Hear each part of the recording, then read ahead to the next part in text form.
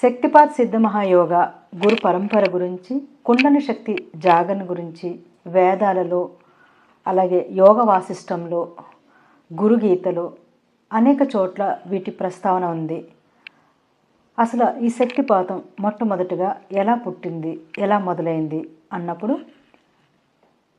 పార్వతీదేవికి అవసరం లేకపోయినప్పటికీ శివుడు స్వయంగా మొట్టమొదటి శక్తిపాతము పార్వతీదేవికి చేసినట్టుగా, అక్కడి నుంచి రామాయణంలో కాలంకి వస్తే రామాయణంలో రాముల వారికి వశిష్ఠులు శక్తిపాతం చేసినట్లుగా, అలాగే మహాభారతం దగ్గరికి వస్తే శ్రీకృష్ణ భగవానుడికి అంగీరస మహర్షి, అలాగే అర్జునుడికి శ్రీకృష్ణ భగవానుడు, అలా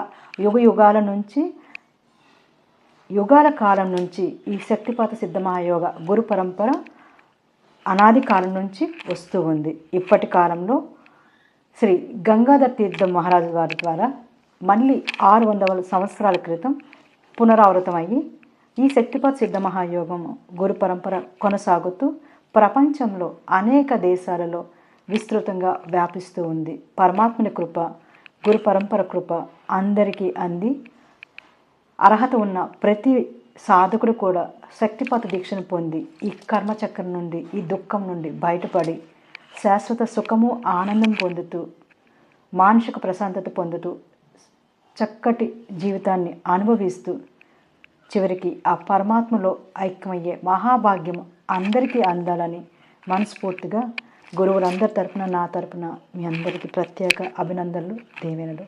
థ్యాంక్ యూ. జై గురుదేవ్.